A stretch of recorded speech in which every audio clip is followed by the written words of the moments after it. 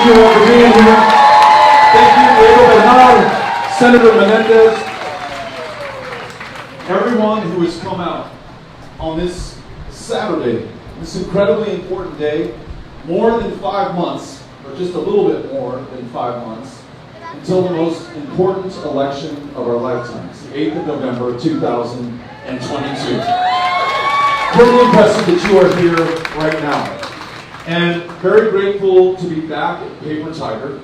I remember being here in 2018. We were actually outdoors in this section of the place, and a great crowd, great turnout. Afterwards, I stuck around to say hello to folks who wanted to take a picture, or tell me a story, or just give me some advice, as this one woman did. She came up, shook my hand, and she said, "Listen, I brought my grandson with me here to hear you today. And Beto, we agree with you on just about everything that you're saying. But what I don't like is you cuss too much. And think about the impression you're making on this young man." And she was absolutely right, and I begged her forgiveness, and I said, "Listen, I try not to do this. I get worked up sometimes. I speak from the heart, and sometimes my heart has a 4-letter word just waiting to come out." So I said, "I'm sorry. I'm going to do my best to speak without swearing going forward." And then she and her grandson are walking away, and he turns around so that only he and I can see each other, and he says, "Keep it up, man." We all have to speak from our hearts, in our own words, not in what is politically safe or convenient or polls well. This moment calls for clarity, our honesty, our actions. And that's what you're doing here. You took the action of coming out on this Saturday, not for yourself, not for me, not for the Democratic Party, but for this state, our future, the generations yet to come who are watching us right now from the future, wondering what we're going to do. And here we are, doing everything that we can. Very proud of this community and its leaders for the way in which you have responded to this shooting in Uvalde. You all have sent far more than your thoughts and prayers. You sent resources, you sent money, you have traveled down to Uvalde. Some of you are counselors and the social workers that Diego was just talking about, who got in your vehicles and went there to help anybody who needed the help right now. I spoke to a teacher who was in that school at Robb Elementary. I spoke to her the day after that shooting, and she said, "Beto, I've got to keep the TV on, the radio going at all hours, because when it is quiet, the only thing that I hear are those shots, are those cries, the voice of that killer." And I said, "I hope you are going to see a counselor or a therapist or someone who can help you out." She said, "Eventually I will, I just don't know when." I know that many of you here from San Antonio, others who are not here with us right now because they are literally in Uvalde, have been there to try to make the life or death difference for that community. And I just want to tell you, I am grateful. We were with you at Travis Park a few hours ago, and there were folks who had come up from Uvalde, folks who have family in Uvalde. This guy, Ramon, introduced himself to me, and he said, "My nephew was killed in that school shooting." And I came out here today because I don't know what the hell else to do. I want to be with other people who want to take action. And so we committed ourselves to doing everything it took. Lisa introduced herself to me. She's a grandmother who lives here in San Antonio, whose grandkids were at Robb Elementary. She said, "I made it to Uvalde in 40 minutes flat. I was driving over 100 miles an hour. As soon as I heard that that shooting was taking place, I knew that was the one place I had to be." And thank God that her grandkids are okay to an extent. Imagine what they are going to live with every second of every day for the rest of their lives. But it's not just Uvalde, and I know that we all know that. In this very community, 236 people have been killed through gun violence since the beginning of last year. Some whose names we know, they made the paper, they were on the 10 o'clock news. Some whose names we'll never learn. And their memory will die with their parents, their brothers, their sisters, their families. I looked up one today. I wondered who we just recently lost in this community. And I learned the name Christopher Martinez. He was killed 3 days ago. 13 years old, found dead of a gunshot wound in the north part of the community. We know nothing else. I know nothing else about him. Was he an artist? Was he a musician like Diego? Was he good at math? What inspired him? What drove him? What was he going to do over the course of his life? What did all of us lose out on now that he has lost his life, now that his life has been taken from all of us?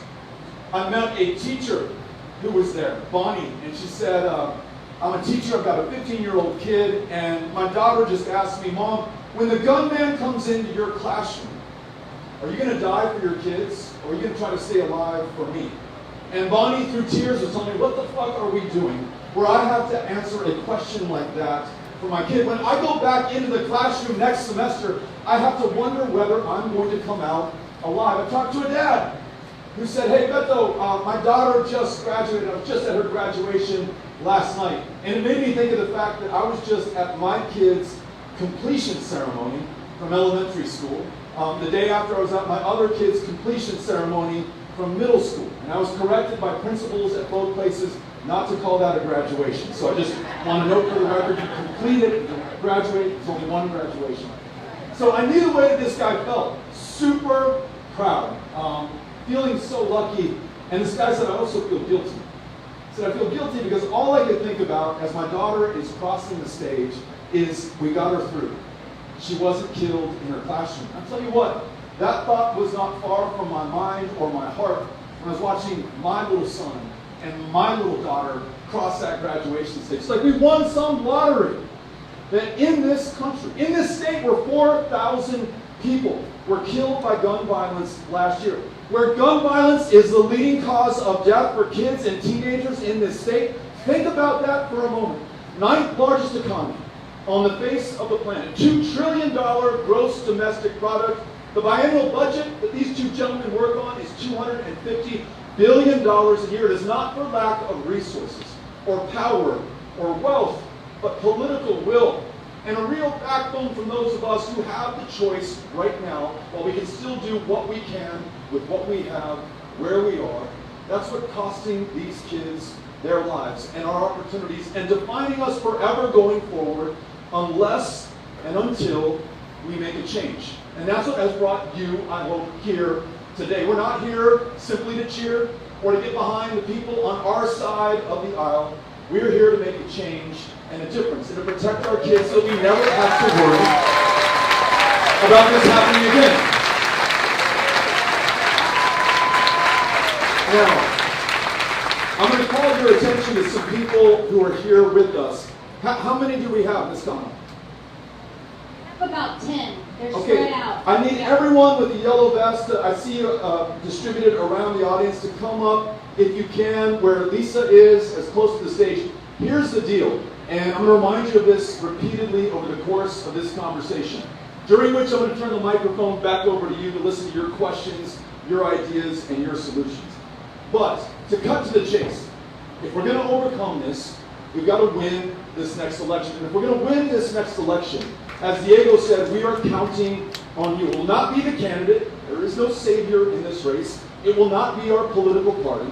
It will be the power of the people of Texas. And that means knocking on the doors of those voters who can decide the outcome of this election. And that especially means, and listen to me, people, it is easier to buy and carry a gun on the streets of Texas than it is to register and cast a ballot in the state of Texas right now.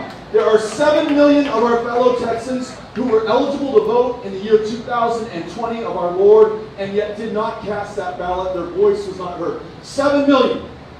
Just here in Bexar County, 353,000 people who were eligible to vote did not cast a ballot. And since 2020, 116,000 more San Antonians have been added to the roll. Now, we only lost to Ted Cruz by 216,000 votes in 2018. The margin of victory is right here in this community if we are willing to talk to the people who have the power to vote. So, over the course of this conversation, I hope that you are going to be inspired to do the work that will actually win this election. We have canvasses, known as block walks, which just means that we're going to ask you to knock on the doors of complete strangers, and from your own heart, 4-letter words or not, Tell them why this election is so important to you. Listen to them about why this election might be so important to them, and then gain a commitment from them to vote during early voting or on election day, November 8th. If you hold your hand up with 2 fingers, we're just going to make that the sign, one of these folks in a yellow vest will come over to you and sign you up for your choice of canvas or block walk. They're already scheduled. I think we have some tomorrow, we have some next week, we have some next weekend. They'll provide you the menu of choices. You sign up for the one that you want. We'll confirm it with an email or a text. And then I just want to be real open with you all. Were they going to expect you to go out there in this sun and knock on those doors? Because listen, we may come up with the most brilliant political television ad man or woman has ever known, but you may not see it, you may not watch TV, it may not make an impact on you. You may have grown immune to political advertising. Same for the things that we put in your mailbox or the things that we put on social media. But if another human being takes the time to knock on your door and eyeball to eyeball, face to face, human being to human being, tells you that this election is the most important of your life, you will never forget it. You are far more likely to vote than if they didn't show up at all. That's what I'm counting on right now. So if you've got a yellow vest, hold up your clipboard so that we know where you are. And if you want someone to come to you to sign you up, please put your hand up with 2 fingers, okay? At any time during the during the conversation. And I'll kind of call you out and direct people to you. Okay, deal? Good. So I mentioned some of the horrifying numbers and recalled some of the names of the people that I have just met. And I think about those families in Uvalde that I had the chance to talk to and to be with on the Wednesday following that Tuesday shooting in that school that took the lives of 19 kids and 2 of those heroic teachers that Diego has been fighting for every day of his public service to make sure that they are paid enough not to work a second job, so they don't have to deal with a high-stakes, high-pressure, standardized test that in no way effectively measures the performance of that kid or the potential of those in the classroom. Who wants to make sure that we have the resources and show the respect to those who are making the difference in the lives of our kids. But I want to make sure that we understand why this is happening in this state right now. Because sometimes we will content ourselves with words like evil. I mean, it's hard for me to argue with that when someone says what happened in Uvalde, what happened in El Paso, what happened in Sutherland Springs, what happened in Midland, Odessa, what happened at Santa Fe High School is just evil. I mean, that sounds pretty evil to me. But evil is kind of a biblical term. It puts the power in the hands of God or Satan and leaves us without any agency or control. It's like a natural disaster or the weather or something you just cannot predict. And in fact, our governor on that stage at that press conference that Wednesday following the shooting said no one could predict this would happen. Well, if you buy that, then we just have to play the lottery with the lives of our kids and hope that they make it across that graduation stage at the age of 18 without being shot in the face like those kids in Uvalde were last Tuesday. Or we acknowledge this is not caused by God. This is not a natural disaster. This is a problem of our own making. And that means that we have the power to change this and to prevent what is in fact predictable right here and right now. A couple of things that I want you to know. In addition to kids dying of gun violence more than they are dying of anything else in this state, since Greg Abbott has been governor, the annual rate of gun death for kids has doubled in this state. After every single press conference, he promises some kind of action. You know, the time for thoughts and prayers is over, the time for action is now. I just want to give him credit where credit is due. He has taken action. He's made it easier for people to buy guns, loaded guns, and have them on our streets with no background check, no vetting, no training whatsoever, despite the pleas of law enforcement, sheriffs, police officers who said, Mr. Governor, with all due respect, we rejected 38,000 licenses to carry a firearm over the last 5 years because we deem these people too dangerous to themselves or to those in their lives. All 38,000 will be armed and loaded on our streets if you sign this into law. He turned his back on them and did it anyhow. Predictably, gun violence has gone through the roof in the state of Texas. More cops have been gunned down in this state than in any other. And we now claim 5 of the worst mass shootings in U.S. history just over the last 5 years in this state. This is not out of our control. It's actually within the power of the person that we have placed in the position of public trust, who literally calls the tune for the legislature, the special sessions, and the agenda for the state of Texas. So here's what we can do to turn this around. We can think about those kids in the first place and what we're willing to do, politically convenient or not, to save their lives. Like universal background checks, so that anyone buying a firearm in the state of Texas has to go through a background check. Would it have prevented any of these killings? In Midland, Odessa, in 2019, a guy walks into a gun store, tries to buy an AR-15, is turned away because he doesn't pass the background check from a federally licensed gun dealer. But then because we don't have universal background checks in the state of Texas, goes and buys from a private seller out of the trunk of his car and shoots and kills 7 people in that community. A background check might have saved their lives. People have talked about an extreme risk protection order or a red flag law where we intervene before someone who is threatening to kill people actually does it. Would it work? In that same year, 2019, there was a young man in Allen, Texas, who ordered, purchased, and received an AK-47, another one of these military-style weapons, engineered, designed, and sold to militaries to kill human beings, because that high-impact, high-velocity round, when it hits your body, it shreds everything inside, the soft tissue, the blood vessels, the arteries, the organs. It turns it to mush, and you bleed out, as intended, before anybody can bring you back to life. That's what we want to do to enemy soldiers on the battlefield. That's what those kids are up against. And so this guy orders the AK-47, buys it. His mom calls the police department in Allen, Texas and says, listen, I don't know what's going on. I don't know what's going on with my son right now. He just bought an AK-47 and all this ammunition for it. Can you help me out? And the police, as is the law right now and as is the law back then, said, I'm sorry, ma'am. Good luck. You're on your own. He drives that AK-47 600 miles to El Paso, Texas, where, listening to our former president and our current governor, who keep warning about this invasion of immigrants coming to this country to get us. Governor Abbott saying we must take matters into our own hands, we must defend ourselves. He does just that, walks into a Walmart with that AK-47 and begins to blow people away on the last Saturday before the first day of school in El Paso, where kids are buying their backpacks and their notebooks and their pens and their supplies. They're there with their parents and their grandparents, just as they should be able to be. Listen, folks, on an average year in El Paso, 20 people total will lose their lives by murder or gun violence. On that day, 23 people were slaughtered in a matter of minutes by this guy armed with a weapon of war. If we had a red flag law, an extreme risk protection order, when his mom called the cops, they would go to his house and they'd say, I'm sorry, we're going to take that weapon from you so that we can determine whether the threats that you have been making are credible, whether you're having a mental health care episode, whether there's some other reason that you are threatening violence, but we're not allowing you to have that gun in your hands, because if you keep it, there's a good chance you're going to kill people. That makes all the common sense in the world to me. And then this last one, safe storage laws. Now, I learned about safe storage laws when I met Rhonda Hart.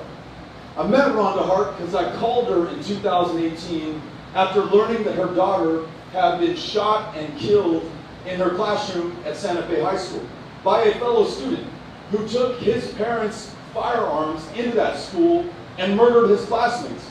And Rhonda, who's a gun owner, Rhonda, who is a U.S. Army veteran, Rhonda, who at the time was a school bus driver in that very same district, says, listen, Beto, we may not agree on every issue when it comes to firearms in the Second Amendment, but I can tell you what, as a gun owner, I keep that gun locked up so that my kids cannot get their hands on it. And if we had a safe storage law in the state of Texas, that 17-year-old boy who killed my daughter wouldn't have been able to do it. It makes all the common sense in the world. Gun owners, non-gun owners, Republicans, Democrats alike can agree on that much. And then there's this, and not everyone currently here may agree with me, but I've got to answer to my conscience, which is my kids. And so I'll tell you this. I don't think we should have AR-15s or AK-47s in our community. I don't think we need that stuff on the battlefield, using it in war, or up on the scene in our schools, or in our churches, or in our grocery stores, or in our homes. Now why? Why can we not make progress on this? This guy has been governor for 7 years. Shooting after shooting, and again, it's not just the mass shootings. It's Christopher Martinez and all the other people whose names we will never know because it is so numbingly common that we don't even read about them in the newspapers. They don't even make the news anymore. Well, I'll tell you what, it is part of a pattern, and our kids are paying the price. I'll give you another example. When it comes to healthcare, I think most of you know that we're the least insured state in the country today. What that means is that there are more children, more little kids, who go without life-saving medication, the ability to see a doctor or a mental health care provider than in any other state in the union. More kids die of diabetes in the state of Texas than in any other state. We're losing those kids because our government will not take yes for an answer, except $10 billion a year of our own federal tax dollars coming back into our communities through Medicaid expansion, so we can connect more of those kids with that care. We are 50th, as Diego said earlier, in access to mental health care. I'll tell you what, when we win this election, when I serve you as our governor, we're going to go from 50th to number 1, because we're going to expand Medicaid, we're going to fully fund mental health care, and make sure no child goes without. Y luego, una más. I know that the senator and the state representative and I know our future attorney general all care about and have been working on this next issue. You know, Greg Abbott has tried to make us afraid of transgender children. He's tried to prosecute their parents and literally take those kids from mom and dad and place them into a foster care system. I don't know what the threat is that he sees. I'm sure maybe he scores some political points with his base. But I've met these kids. I've talked to mom and dad. No parents love their kids more than they do, trying to help that child navigate and negotiate in those difficult times in a good life, even more challenging by what they're going through. But it may be that he wants to distract us from this. Child Protective Services, where we have 32,000 children in the foster care system right now, is the worst run foster care program in the United States, probably in the developed world. We need to go do our homework on this, but I put us up against anyone else because kids regularly sleep in CPS offices, on the tables, underneath the desks, in the hallways. Do not take my word for it. There's a federal judge, Judge Jack. She's my hero for the last 6 years. She's been on the case. 6 years ago, she said, Governor Abbott, people of Texas, the kids who emerged from the foster care system in Texas are more damaged at the age of 18 than when they first went in. Something is wrong. We got to do something about it. Recently, 6 years later, she just issued another opinion in January of this year, and she said, this problem, which is really bad, has gotten worse on your watch. And I'll tell you how bad it's gotten. Since the year 2020, 100 children have died in the custody and care of the state of Texas. 100 kids whose names we don't even know right now. And in addition, y además, you all saw the stories about kids who were allegedly rescued by the state of Texas from sex trafficking in our state. 11-year-olds, 12-year-olds, 13-year-olds, their bodies sold and traded by men across the state of Texas. We went and rescued, and then we sent them to a privatized facility in Bastrop, where we later learned that the staff facility there was giving them drugs and alcohol, taking pictures of them nude, and then selling those photos and videos online. Imagine being saved from being trafficked, not having a living relative that you can count on, coming into the custody of the state of Texas, and this is how we treat you. Now, all of this is happening on our governor's watch. And I want to say this, and listen to me when I share this with you, because we got to tell our Republican brothers and sisters this story, and I hope some of you are with me right now.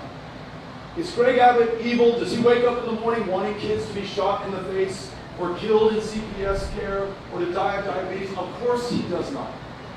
But he's part of the system where he is either unwilling or incapable of doing the right thing. The common thread through all of this is that he's been warned repeatedly, whether it's gun violence and the massacres after which he gives these press conferences, whether it's CPS and what Judge Jack has told him, whether it's the fact that by not expanding Medicaid, he is consigning kids to early deaths in the state. He's been warned repeatedly, but he has failed to take action. Is it because it would upset his donors? He's unable to score political points? Whatever the reason, whether it's will or capacity, he's unable to do the job. We have got to turn the page and replace it with someone who can. That's what it's like.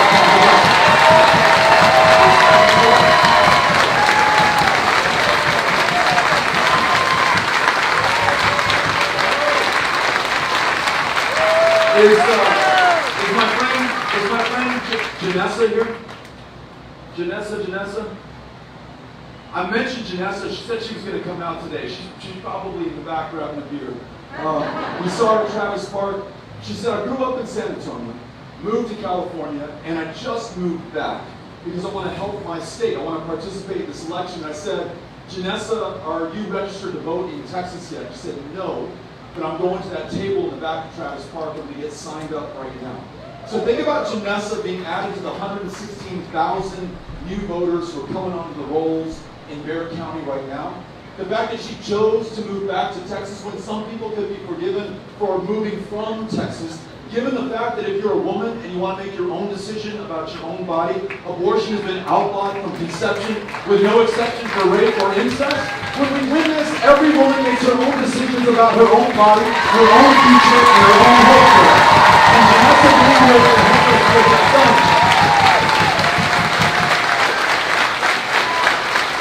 But folks, I need your help to do this. We're going to have a conversation now. I'm going to turn the microphone over to you, but please sign up for one of these canvassing shifts. Because if we love our kids more than anything else in our lives, I got somebody with a hand up back there. You can put your hand up like this, and we'll come to you and sign you up for a shift. I see some in the back. Our volunteers way in the back. They're there. They have their hand up. Keep your hand up. Keep your hand up. Thank you all for signing up. I see some more back here. This is wonderful. This is great. This is a good development. We have already 75,000 volunteers who signed up for this campaign across the state of Texas so far.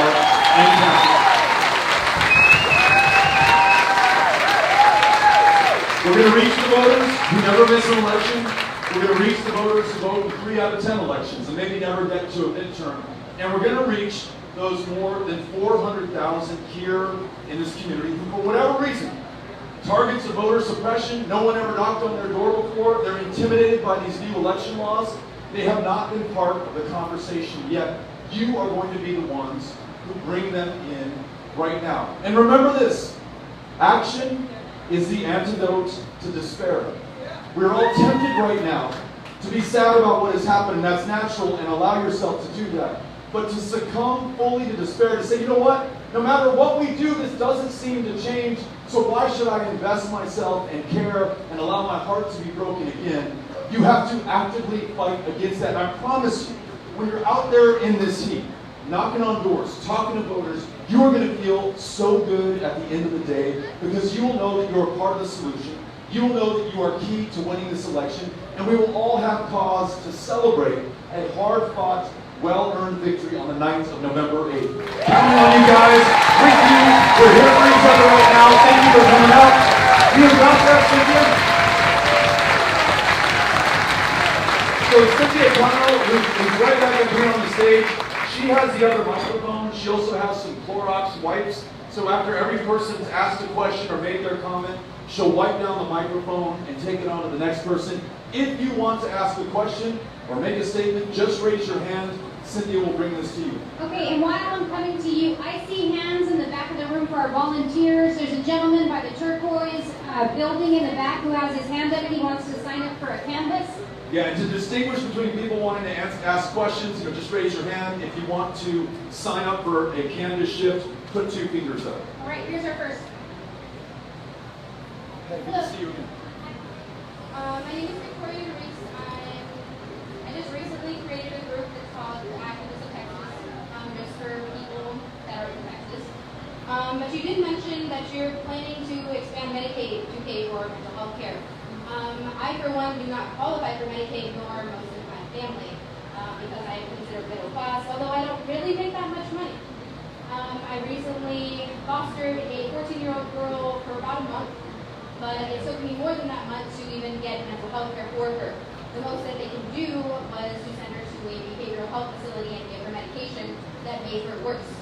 Now, what would you do to combat that? How can I get mental health care for my family, my kids, myself, being middle class, without having to be on a wait list? Because I did put her on a wait list because we don't qualify for Medicaid. She was on a wait list for over 2 months.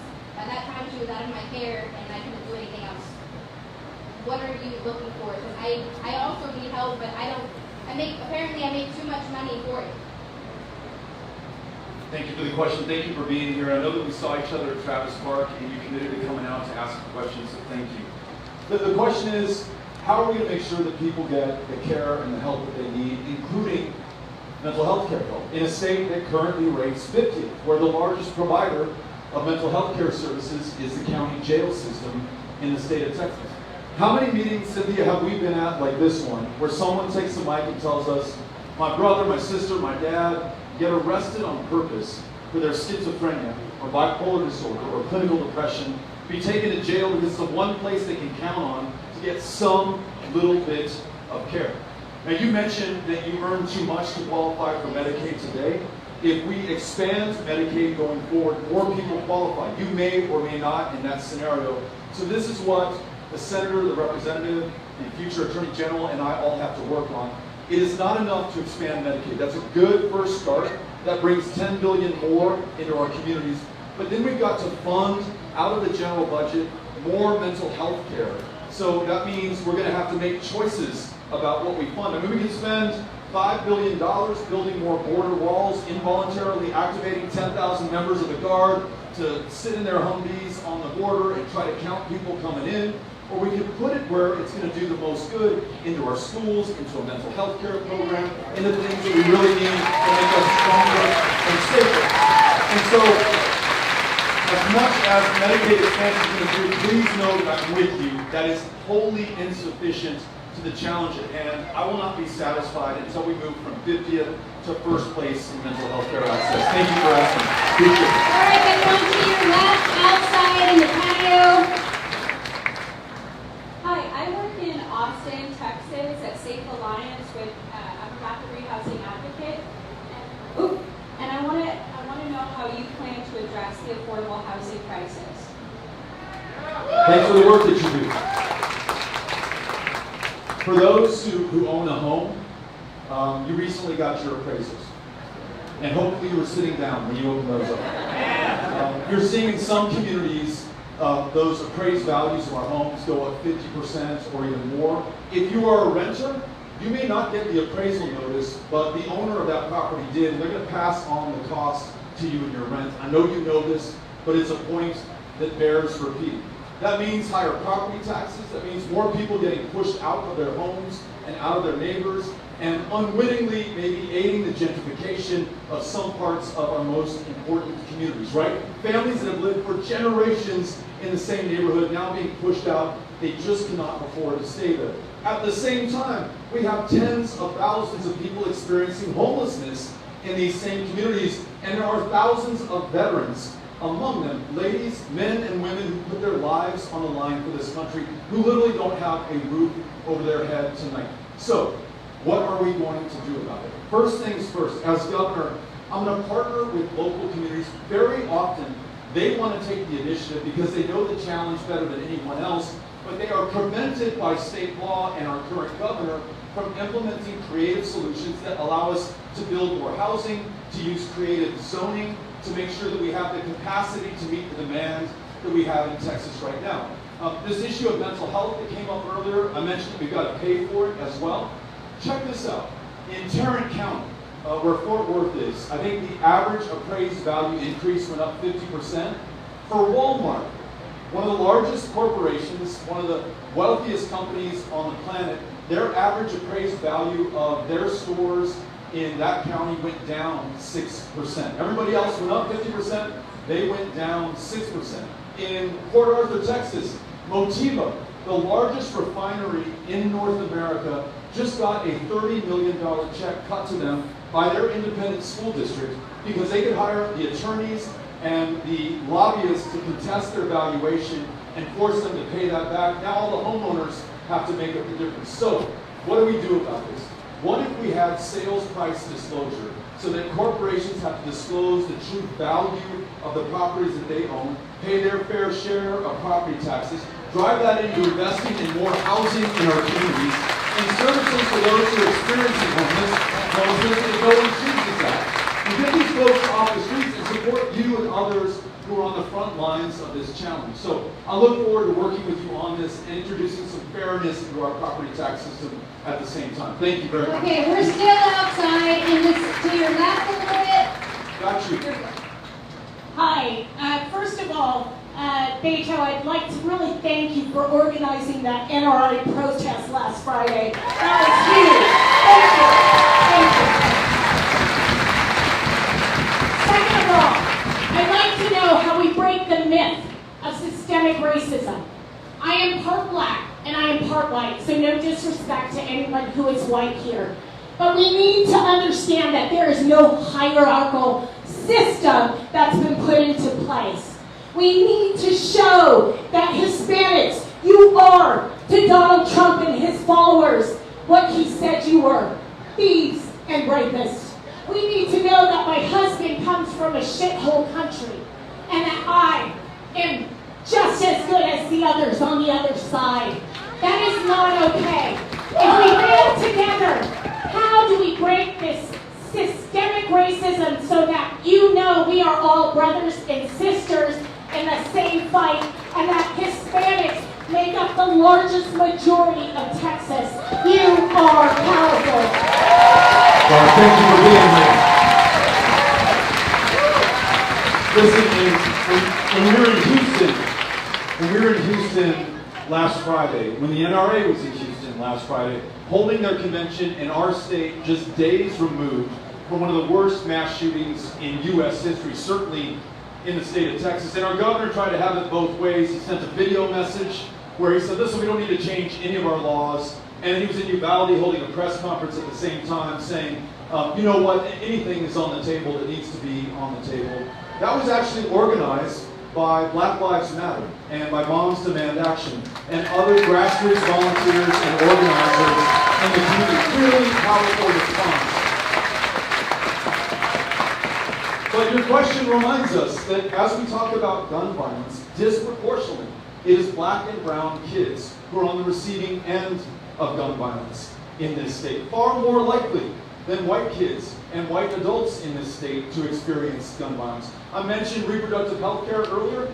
We are in the epicenter of a maternal mortality crisis. It's more deadly here to be a woman and to be a mom than almost anywhere else in the developed world. But for black women, it is 3 times as deadly. I know Diego knows this, but in a kindergarten classroom when that kid is 5 years old, she is 5 times more likely to be disciplined, suspended, or expelled if she's black than if she is white. And our prison system, which puts more people behind bars than any other state, and this country puts more people behind bars than any other country, is overwhelmingly populated by black and brown young people, many there for possession of a substance that is legal in most of the rest of the world today. It's one of the reasons, but just one of them, that we've got to legalize marijuana and expunge the arrest record of everyone who has a conviction, because overwhelmingly, though all Texans use marijuana at the same rate, only some are incarcerated, only some have to check that box on every employment application form. So understanding these systems, as you have asked us to do, and then overcoming them with our action is on all of us. We can only blame the man in power for so long. It's on us if he continues in power after this next election. So thank you for being here.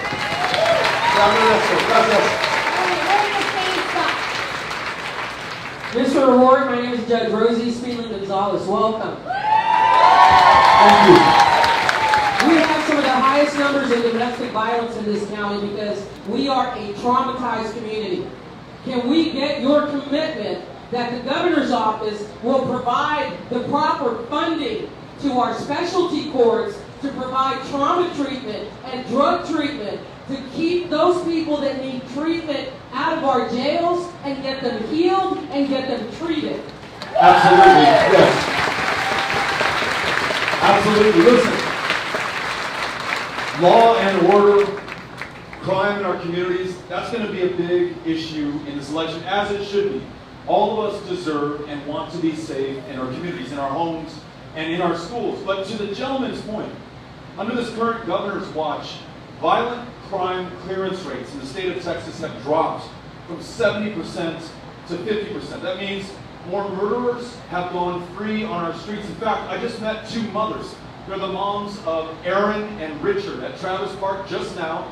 Both of their sons killed in 2016. The perpetrators still out there on the loose. How many women have been assaulted or abused or raped in this state, and the perpetrators still not brought to justice under the watch of the governor, who, when asked by the press why he was signing an abortion law that allowed no exception for rape and incest, said, "I will eliminate rape in the state of Texas." The clearance rate has also gone through the floor right there. And women in Texas are 24% more likely than women in this country to be shot by a domestic partner because our current governor does not take this issue seriously. You asked for my commitment, you have it. We're going to make your safety and the safety of our community our number one priority. Thank you, guys. Ladies and gentlemen, this is our next Attorney General, Rochelle Garza. Imagine having an 18-year brother. Thank you all so much. I'm honored to be here. Thank you to the Beto campaign for inviting me out here. I'm from the Rio Grande Valley and I'm running against Ken Paxton.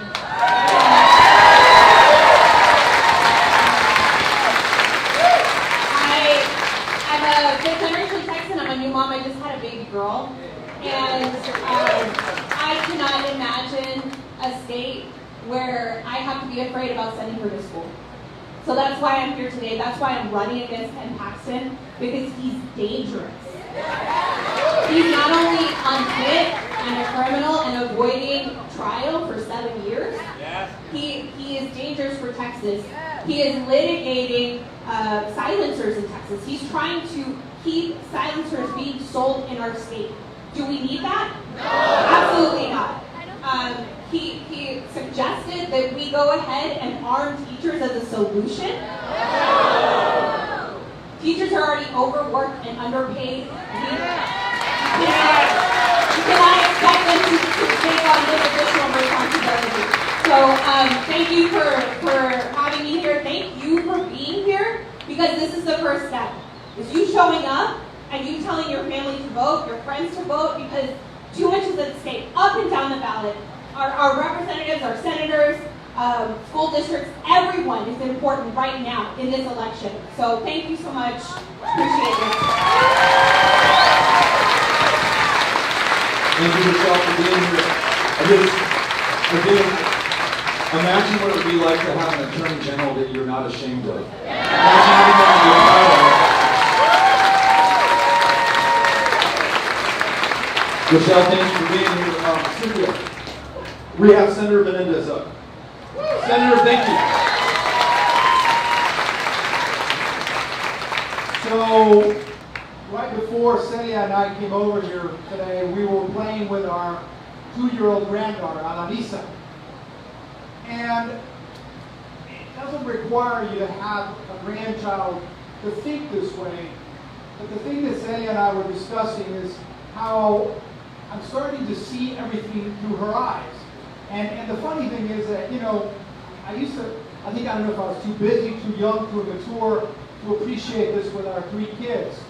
But as I see her see everything new for the first time, I'm more and more concerned about the world she's growing up in. And I will tell you, we've heard all the reasons. We don't need any more reasons why we need Beto as the next governor of this state. We have it.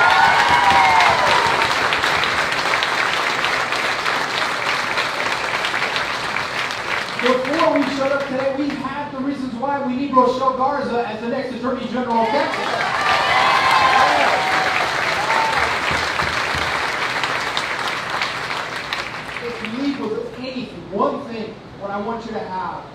the reasons why you feel it's important enough for you to personally not only get yourself up and engage somehow, however you can.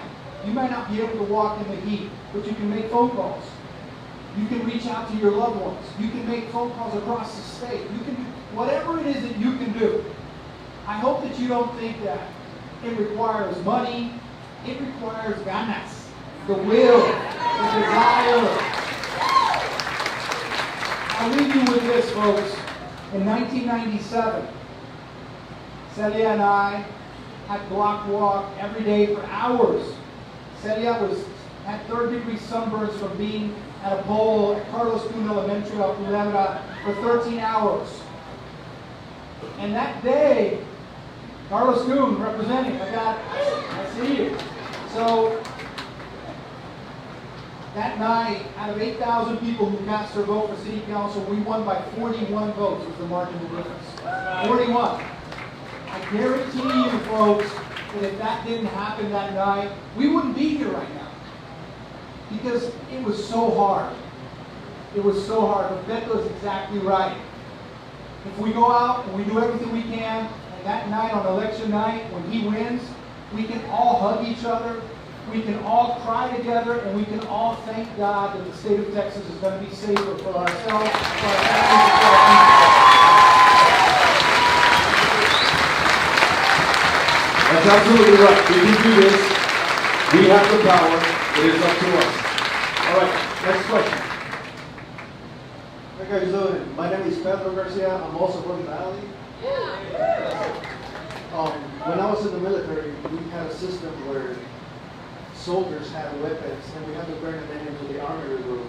And anytime you go to the range or anytime you go hunting or do anything else, you had to go and check it out. Do you think that would be a extreme idea for the civilian world to have a system like that? Pedro, thanks for coming out. Thanks for serving our country. I think this gets at Rhonda Hart's idea of a safe storage law. If you have a firearm in the house, and you also have a 17-year-old, a 10-year-old, a 2-year-old in the house, you've got to keep that gun secure or locked up so they can't get their hands on it. How many stories have you read where it's the 3-year-old who finds their parent's gun and accidentally shoots himself or shoots their baby brother or baby sister? I mentioned Santa Fe High School. Somebody who's going through something right now is impulsive, their prefrontal cortex still hasn't formed at 17 years old, and you decide to grab that gun, use it against yourself, or use it against somebody in your life. Keeping those guns secured and locked up makes all the sense in the world. But I met someone who preceded you in military service when I was in Wichita Falls a few years back. He served in Vietnam. And he approached me after the Parkland shooting in Florida. He said, Beto, what I don't get is that guy who hunted those kids and shot and killed them in their classrooms was better armed than I was in the jungles of Vietnam. Because I had something like that at the time, but he's got a far more powerful weapon today. Listen, most of us, and maybe not everybody, but I, for one, believe in the Second Amendment. It's there in our Constitution. It's been there forever. It's part of who we are as a country. But as with every amendment and every right that is protected under the Constitution, it is not unlimited. We all decide where that line will be. In 1934, this country decided we shouldn't have machine guns anymore. That's where they chose to draw the line. There's a reason that we do not count the number of people who've been killed by bazookas in this community, because we've drawn the line right there. There's an open question right now about whether those AR-15s and AK-47s, originally designed for use on battlefields, should be in our communities. We, the people, get to decide the answer to that question. And I think I know how we feel, but we've got to be able to win political power to do something about it. Thanks for asking, Beto. Thanks for serving. Two more random.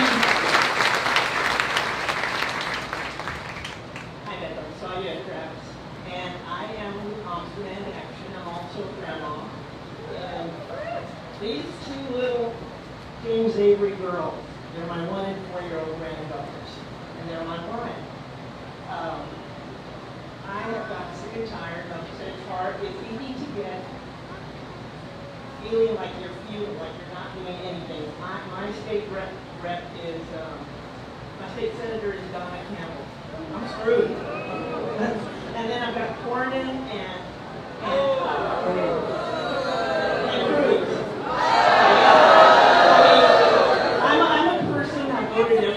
election since I was 18. I'm politically involved. These guys know because I go to their offices with a bunch of other moms. I gathered a bunch of other moms to see Senator Cruz about a year ago. We wanted to meet with him personally. We were told a lady almost laughed. She said, you know, he's in session. I said, we'll wait 6 to 8 months, whatever it takes. Well, we couldn't get an appointment, so we saw his chief of staff. And I was wondering, you know, why are you looking up there? I'm talking to you about issues. Well, it was Fox News on a TV that was behind me. Couldn't bother to shut that off while we had an appointment that it took us 3 months to get. My question is to you is like, I have these, I still write my senators, I still write my state senator, even though she, Campbell has never answered me. My state rep tells me all we need is more education, and all of them. It's not just school shootings. My husband wants to move out of Texas because he's really sick and tired of hearing on the news about who got cut off and shot somebody, who got in an argument in a restaurant and shot somebody, who broke up with their wife, shot her and shot herself and the kids. It's so demoralizing. I would like a government that I think you foresee as well as I do, where your administration feel like their only job isn't just to sue the government every day. Because that does no good for me as a citizen. I want to know, and then people say, well, you know, Beto wants to grow our guns away. I said, no, he doesn't. So if you could give me a vision of what you see, and your administrative staff, Rochelle's your new AG, and you've got a great new administrative team, what do you see your role? Like right now, Texas Commission on Environmental Quality, we have 26 quarries in Bear County, and they emit a lot of pollutants. And you can ask the kids who are asthmatics, they're feeling it. It's not regulated. TCEQ doesn't measure that anymore. There's a thing, there's so many things I'm angry about, I'm sorry, but this is my chance to vent. You should know that the Department of Public Safety allows their rangers at retirement to buy up to 4 guns. And 3 of those guns have come out on the internet for sale. I mean, that's, what the hell is going on? And Beto, I love you. And I've walked my butt off for you. And I'm going to do it again. But with my own reps, I'm so hopeless with them. My only thing that I can think of is I'm going to try to get, I'm a BDR, so I'm going to register voters. I'm going into the high school. So give me a vision, give me hope. What do you see in your role? Yeah. You know, we were trying to, it's tough to ever ascribe motive, right? We don't think that Abbott wants all these people to die or be killed. We don't want people to have asthma. We don't want to have more poisoned water systems in our state than any other state. We don't want to be 50th in mental health care, but we are. And whether he's willing or incapable, we don't know, it doesn't matter. But it may have something to do with the money. You know, they always say follow the money. You wonder why we were warned about the grid prior to last February, and the governor did nothing about it. Well, who are his biggest campaign contributors? In fact, after the grid failed, and during which Abbott pegged the price of gas at 200 times the going rate, so that people literally made billions of dollars in profit, one of the first checks he gets is for $1 million from Kelsey Warren, whose company made $2.4 billion. Look at the money that he gets from gun manufacturers and the NRA. Look at the money that he gets from these polluters who the TCEQ, which is captured by the very people that's supposed to regulate, are completely toothless to do anything about. So the vision is a governor whose first priority is the people of this state, your families, and nothing else. There's no other priority that comes after that. It is about making sure that we're looking out for one another, doing right by and for the people of Texas. But this last thing on your point about feeling hopeless sometimes, and we all are tempted by that. Imagine if those who preceded us in the big fights that made this moment possible gave in to being hopeless. There's no major term in our country or our state's history that was won without persistence and dedication, sometimes decades of effort. In 1923, the senator and the representatives' predecessors outlawed voting by African Americans in this state. And soon it was expanded to Mexican Americans in this state. And so you had a huge part of Texas that by law could not vote. It was called the all-white primary. And there was a guy in El Paso, an African-American doctor named Lawrence Nixon, who fought that and took his battle all the way to the United States Supreme Court, where he won not one, but 2 decisions in his favor. But it ultimately took him 20 years. Elections were finally integrated in the state of Texas in 1944, and it took us another 20 years to fully integrate those elections to the Voting Rights Act of 1965. That was 40 years of effort to finally allow us to do the right thing. Imagine if Dr. Nixon and those who worked with him just said, you know what, fuck it, it is too hard to do this in this state. We'll never get it right. We're going to leave and move to California or New York or somewhere else. They stayed and they fought and they worked with us and they never gave up the hope. They had to believe in themselves and in the state, and they saw it through. That's us. That's what we have to do at this moment. So that's my reason. That's what I'm doing for you. I'm so glad that you're here. Keep knocking doors. We need you right now. Thank you. Okay, I'm straight ahead of you. And this is going to be our last question, but for those of you that like to stay after and say a quick hello, we're going to be outside in the patio next to that turquoise, outside where the turquoise building is. We will be out there. Hello. You are the first person that I voted for when I turned 18.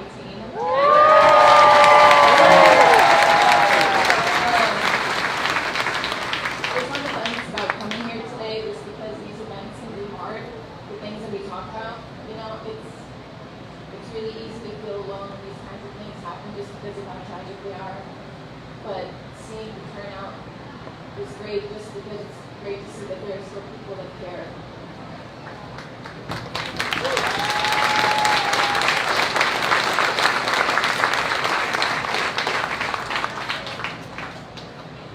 From the valley, and I grew up there, and I've seen how the climate has changed and how it's been defined by the border wall.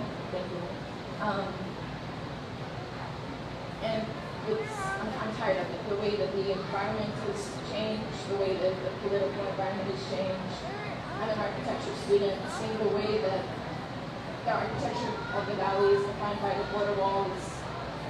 It's not who we are, it's not who the valley is, it's not who Texas is. And I think what I wanted to ask you today is how are you going to combat the violence that the border wall creates, the violent narrative that it creates about the valley, the sort of bad rep that it gives the people in the valley, the people of Texas. I know that we're more than the border wall. It doesn't help us, it separates us, and that's what I want to ask you about. So glad that you're here. Thank you for coming out.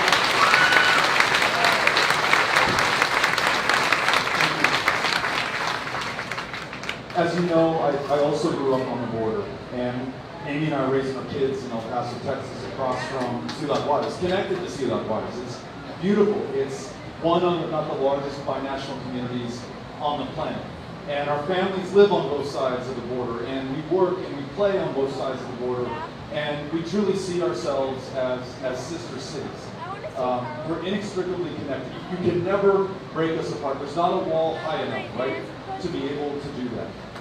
But what are the costs of these walls and of the militarization of the border that we see right now? Let's first acknowledge that there are some real threats and challenges that we have at the border. There are people who are trafficked. There are drugs that are crossed into this country that kill the people in our communities. We should rightfully be concerned about that and focus our attention on those challenges.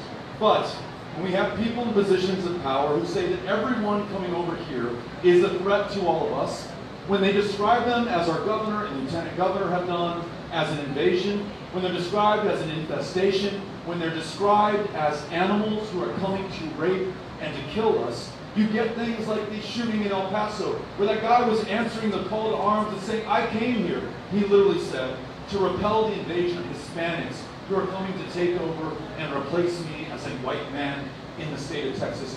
You get the shooter in Buffalo, New York, who took out 10 people because he was told they were going to replace him in this country. And no one ever talks about this, all right?